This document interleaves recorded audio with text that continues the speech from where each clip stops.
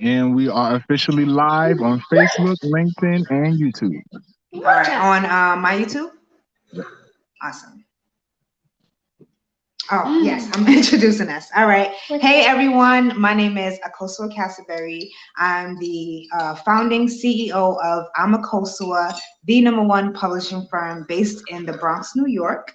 I am also a three-time author, and you can get access to all of my work for free at amakosua.com. Today, I'm here again with Trevor Castleberry. He's going to introduce himself, but we're going to be going live to talk about his third book for the Hustler, Volume 3. We're going to be going over the second quote. So yeah, without further ado, Trevor, you can introduce yourself. Tell us who you are. What's going everybody? What's going on, everybody? My name is Trevor Castleberry, CEO of Castleberry Consulting, where I teach entrepreneurs and executives how to think like engineers. I'm also the author of the For the Hustler book series, which I use to teach unfulfilled employees how to identify their skill set, monetize their skill set, and negotiate their value. Nice. All right, so let's get right into the quote like last time. Right. So today we're going over quote number 2, which is what is negotiation, right? And just like yesterday, we know there's many different words throughout business. We have to have too many. Uh, we need Maddie to quiet down a little bit. Maddie, That relax. have too many different definitions. So I found one that I think is most accurate, which comes from the book Getting to Yes by William Ury and Roger Fish. Their definition of a negotiation is a back and forth communication designed to reach an agreement. When you and the other side have some interests that are shared and other interests that are opposed, right? And I just wanted to, break that down a little bit. Number one, back and forth communication, right? You can't just reach out to somebody, send them an offer, and they don't send something back, and then you send them a new offer because you're sitting there negotiating with yourself, right? Thinking they didn't like the first offer. Then maybe they look at it and then don't reply, and then you send them another offer, right? That's not a negotiation. The other party has to actively be communicating back and forth with you, right? And we all know what it's like getting ghosted. Oh, let me turn on it. We all know what it's like getting ghosted or ignored online, and it's not comforting. And it's terrible. I've gone through it as recently as this past year with a marketing vendor of my own. It, when you're reaching out to them, hey, when is this thing going to happen? They give you a date. Then that date comes. And it's like, hey, when's this thing going to happen? Right. And you have to find ways to, one, get their attention, but also get them to actually communicate back with you and then continue to keep responding. And the only way to do that is by using whatever leverage you can find within your relationship, which I'll get into once we're done with the definition. But a back and forth communication. Second piece is designed to reach an agreement. So if you're just trying to get information from somebody, or it seems the other party's just trying to get information from you, but not necessarily, but you haven't confirmed that there's an agreement that you both are trying to reach, you're wasting your time. So if you're going to be negotiating with somebody, you want to, at least in the first meeting, discuss what the agreement is, right? Or what the outcome is you guys are looking for at the end of this negotiation. Because if you don't know what you're looking for in the end, then there's no way you can determine if the other party is looking for something similar. And obviously, you want to make sure that they even want to work with you. So again, like I said yesterday, if you have to convince somebody instead of persuade somebody, it's a waste of your time. They should already be showing, again, in this one, that they desire or they're here to reach an agreement, not just to waste your time. Yes. Right. So back and forth communication designed to reach an agreement. And then the last piece, when you and the other side have some interests that are shared and some interests that are opposed. So this is a place where if you go into a negotiation and you don't actually know the other party's interests, you just know there's an opportunity for both of you guys to come to an agreement and work together. That means during the negotiation, you have to find their interest.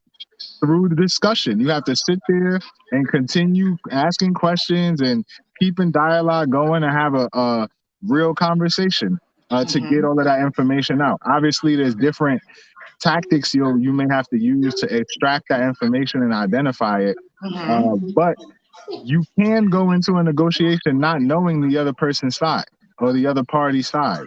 Especially the higher stakes the negotiation, the less you may even know about the other party side, unless you hire a PI or a lawyer to get the information for you. So when you Okay. don't have that information to determine whether or which interests of yours are shared and opposed, you have to figure that out through communication. So different ways of doing that are, mislabeling situations. So, like the vendor that I had that wasn't responding to me. Mhm. I actually got this tactic from Chris Voss, the author of Never And Split you the have these Difference. tactics in the book as well. Yeah, I'm about to talk about it, but I got Okay. them from Chris Voss, the author of Never Split the Difference. One is mislabeling the other party. So um, one thing you want to do is essentially mislabel their feelings and their emotions about the situation. So I knew that the other business or the promoters, vendors, whatever, they didn't give up on the project. They likely just had a lot of other things going on. Like they had to travel Mhm. around the country and do different performances and speaking engagements and appearances. But I needed to make sure that what I paid them for was being prioritized properly, which I felt it wasn't. But in order to actually get their attention and get them to respond and make sure that they continue to respond, I sent them an email and I used a subject header. But all right, I put in, it seems like you've given up, right? It seems like you've given up. Most of us, we have a lot of emails that we don't look at, especially if the subject looks silly, like free $5 off of Chipotle or something. But when you Mhm. see something from a business saying it seems like you've given up, you don't know who this is from. You're like, hold on, is this a debt collector? Is this somebody I owe money to? Uh-huh. What is going on here, right? So Right. that's the first thing. But then within the email, I had to let them know, like, hey, you haven't performed and provided the service I paid for, so I want my money back. Mm. It was more elaborate than that, but I used the subject line to actually get their attention as opposed to just the email. Chris Voss discussed just giving them a one-line email, which makes them even more, I'll say, insecure about it because they know nothing about what's going through your head other than it looks like they gave up already. Mm. And you put them in a position where they immediately have to contact you back saying, no, we haven't given up, blah, blah, Yep. blah, blah, blah. I mean, Mhm. at the very least, to avoid giving you your refund, right? Right. If Right. not, if you would have if I would have decided I do not want the service, I only want the refund, then that's where a negotiation starts, right? Mhm. Because now Mhm. we have some shared interest is we both want to leave here happy, right? They want to leave with Right. money, I want to leave with promo, but we also have some things that we're not agreeing on, which is this on my side is like this has taken too long. I don't want it anymore. Versus Yes. them, this has taken too long, but we'll do will there's got to be another way for us to do right by you, right? Right. So I Right. was able to extract all that information from them by just writing that one email, and I probably could have just done the one liner, the same subject header in the actual email, one line, and got their attention with the same response. Mm. But if it wasn't for that email, likely I still wouldn't have heard from them, or maybe it would have just taken more time to hear from them. So that's just one example. Um, but in terms of the definition, are there any pieces that remind you of something you've gone through, whether as an employee, business owner, or anything else? Oh my goodness. Jesus. I can't think of anything like right now. Like nothing popped up in my head. I really was just enjoying the story. Um, but yeah, I have questions more than anything. I'll sit here and think about it a little bit. Um, hmm. I can I'll speak on like the part where you were saying if you already have to convince the client versus the versus persuade the eh, versus persuade the client, then you're already in a bad position. Right. And I've definitely had clients where at some point I felt like I was convincing them as opposed to persuading them, and those are the clients that the project ends up falling through. Right. So yeah. Yeah, and for those who don't understand the difference, when you have to convince somebody of something, that means they don't believe it. So you have to make them believe what you're saying, and then you'll have to persuade them to take a particular action. But by convincing somebody of something, you're changing their belief system. By persuading somebody of something, you should be persuading them to take an action. So Right. if you're using your words to get them to think something differently, you're convincing them. But if you're, using your communication skill to get them to take an action, you're persuading them. The reason that's, a key difference is because if the person isn't already, if a client isn't already convinced that you can help them and you have a solution, you'll Yeah. never persuade them to actually give you their money. I mean, Mm-hmm. maybe they'll, click your free offer and give you their email address just to see what you have. But Yeah. again, at that point, they're watching those videos, waiting for you to convince them to purchase something. Right. Maybe you Right. can persuade them to download something for free. But in whatever free stuff that is, it needs to be such high quality that it persuades them to take a new action. Which is, something that I had to deal with when I put together my lead magnet, which you can see on the screen. You can get the Further Hustler book series, volume 1 and 2, absolutely free. It'll be the ebook, but you get it absolutely free. That way, if you aren't convinced, hey, this guy Trevor Castleberry, all of his content on YouTube, on Facebook, on Instagram, on LinkedIn, here on StreamYard, he's here live every day. If all of that doesn't at least convince you that I know what I'm talking about and I have the solution for you, then here's 2 more ebooks that could do that job. But once Mhm. you are convinced and you're saying, you know what, Trevor actually does have the experience, the resources, and the knowledge to guide me on whatever journey I'm going on, whether that's negotiating a salary raise, negotiating a new promotion, uh, maybe negotiating a partnership of some sort if you want to start a new business, whatever. Mhm. Um, you'll think at that point, actually, Trevor does have the information based on his 2 books and all everything else he's done for free. I think Right. he has the solution that I'm looking for. At Mhm. that point, it's up to me to now persuade you to take the action of hiring me to coach you through that process. Right. But if you don't believe that, there's nothing I can say that'll actually get you to pay me any money.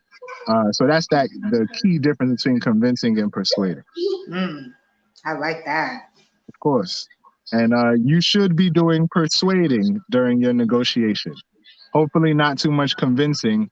But again, there are times that you may have to convince the other party of certain details to Right. believe before Yeah. you can persuade them to take an action. Right. Right. Right. Right. Right. Like book covers. All Right. right. So can I ask some questions, or do you still have some things you wanna go into? Now, absolutely. You can ask some questions. See, these Okay. are just quick tips and lessons before the book comes out. Yes, I like it.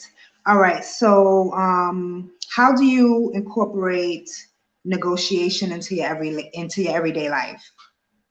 Good one. So, one thing I started doing is I try to actually extend conversations more than I used to. So it's like Okay. part of negotiation. I when I was in high school, once I learned what the word concise meant, where it's like trying to get your point across in as little words as possible, I Yes. started loving it. So I tried to be Mm, concise at all times. But okay. as a negotiator, your main job really is getting information from the other party that you don't know. Some of the Hmm. information you don't know that you don't know it, right? Other Right. information you know that you need it, and that you don't have it. Hmm. And the only way to do that is to get conversations to last longer. So, now if there's times before, if a homeless person would come to my car, asking for directions and stuff like that, I'd either point them in the right direction or they want a dollar or I say I don't have the dollar. But now I'm more willing to, have an actual conversation with them just to see what's going on. Like I had one Right. lady come up to my car and ask me if the laundromat behind me was open. Mm. And before, as she started asking me more questions, I realized, hold on, she's getting this information from me before she asked me for money. So I flipped it back on her, and I'm like, she asked me, what am I doing out here instead of being home? It was a holiday, so I flipped it back on her, like, what are you doing out here instead of being home for a holiday?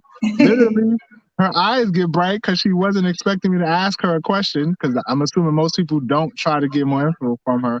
And then we end up having a 5-minute conversation where the combo saved me a couple dollars instead of giving her the money. Right? So so it's like those little altercations throughout the day. I'm always trying my best to see, okay, this person's telling a story. Let's see if I can extract even more details out the story. Hmm. Fortunately for me, I already have I already like asking questions anyway. But Uh-huh. now it's like, okay, how can I get more information from somebody without asking them that question exactly? So if someone Okay. says, this story is from 1998, and I want to know what city it's in, I might not necessarily ask, well, what city was it in? I may, mirror them. Another tactic from Chris Voss, where they say this happened in 1998. I'm like, 1998? Uh-huh. Wow. And then usually they're like, yeah, 1998, back in Right. Brooklyn. And boom, boom, boom, boom, boom. And it's like, seeing how these tactics that I've learned actually work in everyday life. And the key is really getting people to give you more information. Right. Without getting people to give you the information, it doesn't work. And Mm. you're typically gonna learn how to do that in the beginning using questions, right? Just like a lawyer, you want to ask people questions to get that information. But as a negotiator, if you're doing it business wise, you want to be able to ask questions almost indirectly to extract Hmm. more information. Wow. Okay. Oh, and I Um, negotiate with our daughter all the time. yes. And I have picked up on that because it's like a must with Madison. Everything is a negotiation, every Right. single thing. So if I'm trying to get decent results and keep my composure and my patience, then I got to negotiate with my 4-year-old. Right. And I'll let the watchers know. My favorite thing is when she comes to us and she's like she wants to eat cookies or something like that, and we don't Hmm. want it. Instead of saying no, right? Because in no reality, how many times do you think you said no to your child before and then still ended up giving them what they asked for, right? Right, So right. and we all know when our parents would tell us, can I stay the night at my cousin's house? No. It's like, okay, mommy said no, but I'm gonna try again and work on it Uh-huh. closer to the I'm gonna deadline. get her when she's talking on the phone, when she's Right. distracted. Exactly. So we know that just because somebody says no doesn't mean they're not going to buy something. Like think of how many times you said no to a salesperson, then still ended up buying something. So Right. the no is not enough. So just telling Maddie no, no, no doesn't work. But when Doesn't you work. actually ask a question, one, you get information out of her, and then Hmm. two, what I like to do with her, because again, it's not like she's an adult with a lot of choices. I Right. I just know she wants She wants control. options. When she Yes. She tell, wants if I say control. you gotta, no, you can't have the cookies, eat something else, and she tells me no, I know, okay, she just wants control right now. So Right. I tell her, okay, you can't have the cookies, but would you like the apple or the banana? And at this point, I know in all reality, she just wants control. She wants to make a Hmm. choice for herself. So I'll Yes. give her two choices, but that Hmm. align with my overall goal, which is you're not eating cookies. And Right. that's what has been working the best, where I don't have to raise my voice as much.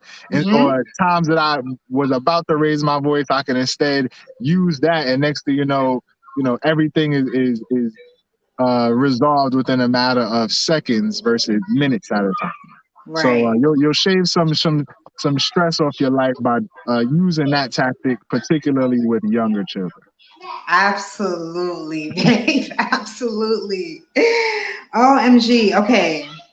Um, okay, so I have some off-topic questions. Is that cool? Of course. All right. What is it like being able to get your book published in one place? It's definitely, obviously, I don't know what it's like to have to go to a bunch of different people to get all the different publishing services. Hmm. But obviously, being able to just go to you and having your team handle it all makes it much easier. It gives me peace of mind. right? Like Yes. for the most part, we don't know if you make a purchase, you're trying to buy back your time, trying to buy some respect or status, right? So like if you buy what if you buy takeout, right, you're buying back your time so you don't have to go cook. If you buy if Mm-hmm. you buy a luxury item like a Rolls Royce, you're buying respect because when Yep. people see you pull up in a Rolls Royce, they're like, who is this person in this Rolls Royce? Absolutely. Yes, that And then status. the last thing you're gonna be buying is either peace of mind or privilege, right? Depending on what the what's at stake there. But in terms of being able to come to you and get everything done with my book in one place, that's peace of mind because I know I'm not gonna have to go find a new vendor. I'm not gonna have to build a new relationship with a vendor. And I know I can talk to one person that's managing the whole project as Yes. opposed to, talking to some understudy that has to run it up the ladder. So Mm. it's amazing. And everybody else who's thinking of publishing a book, particularly for your brand or business, whether you're an entrepreneur or not, should definitely check out a coastal. Absolutely. Thank you, babe. All right. So, my last question is, what is your favorite part about negotiating? My favorite part about negotiating is I don't know, I think the creativity of it because after you I get all the like that information, answer. I wasn't expecting that. Once once you're able to like start extract the information from people, at some point you have enough info that like you have options now, and that's really all the information does is give you options, right? Mm-hmm. So I like the creativity of okay, now that I got this info, I got four different options, Wow. and in my head I have to figure out which option serves me best, but also serves Mm-hmm. the other person best, and what can come Mm-hmm. later. And that's my favorite part of it because I Wow. as much as I, praise STEM and all STEM people, including myself, and don't Yes. see myself as a creative, I Mm-hmm. do love the creativity that I get with negotiations. Like even Mm. my last salary negotiation here for construction management. Uh the first thing we talked about was the wage, and it was like I had to start high just so he knew wherever he was starting, it was gonna have to come up, right? It wasn't Mm. gonna be some maybe I could talk him down a little bit. He had to come up, right? Right. Secondly, I knew that there was gonna be a discrepancy in the pay, and I can use that discrepancy to leverage other parts of the negotiation. But Mm. within there, I get to decide. Okay, is the first thing I'm gonna tell them, is okay. I want to stay here for a while. So what about the yearly interest rate on my pay? Mm-hmm. Or Mm-hmm. I wanna be able to establish some KPIs or metrics so I can negotiate a bonus, which I was able to Mm. do without us even having to get to metrics. Right, I was able to leverage Mm. other expenses I had. Yeah. I was able, and then my favorite is just the non-monetary addition. So being able to say, okay, I'll do this job, but I want this, this, and this. And I think that might be the best part because that's where you get to be the most creative. So for myself, I was able to negotiate the opportunity to come on as a subcontractor Mm-hmm. underneath the same company I'm working with as an employee right now. So Mm-hmm. that's the opportunity that I would have never gotten without one negotiating for it, and two, I wouldn't have been able to just become the owner of the subcontracting company as a promotion. Like you Mm. can't you don't get promoted to owner, but at this Right. case, I can actually work my way to becoming an owner, right? Right. Um, and a great story from Never Split the Difference was when he said he had a client that was a French lady. She goes in to negotiate her salary. They agree to a number, but she says she wants an extra week of vacation and she just keeps telling them, well, in France we have 3 weeks vacation every year, not two. So I'm accustomed to 3 weeks. Can we get the 3 weeks? And Mm. because that's technically a non-monetary addition, she just want an extra week off. The company knew either we give her that or if we can't give her the week off, we just give her extra money to get her to stop asking about it. And that's how Wow. she was actually able to leverage more money by not asking for money, but for other stuff. So it's like using that Wow. creativity of, oh, here's all my options. What can I use? It's almost like being a magician. You flash a card and then they flash a card back. That's really my favorite part. That end piece of actually the getting the details of the deal done. Although the conversation part is what I teach the most, it's really that last piece that I actually enjoy the most. Mm, I like that. That was amazing, babe. Okay. Yep. All right. Well, I will definitely bring us to a little close. We'll be back tomorrow for quote number 3. But I'm definitely getting hyped about volume 3. Again, my name is Akosua Castleberry. I am the CEO of Amakosua, publishing firm based in the Bronx, New York. I'm also a 3-time author of Back to Me, Dear Nice Girl, and Why Every Pregnant Woman Should Write a Book, which you could get access to for free at amakosua.com. Babe, would you like to close us out? Of course. Thanks again for everyone watching the preview to For the Hustler Volume 3, How to Negotiate and Get More Than You Asked For. My name's Trevor Castleberry, CEO of Castleberry Consulting, where I teach entrepreneurs and executives how to think like engineers. And if you would like access to For the Hustler Volume 1, so you can learn how to identify and monetize your skill set, as well as For the Hustler Volume 2, where you can put together a customized investment plan for yourself based on the money that you earn from your skill set. You can access both for free at hustlerbooks.com. And thanks again for watching. See you guys tomorrow at 12:30 Eastern Standard Time. Peace. Peace.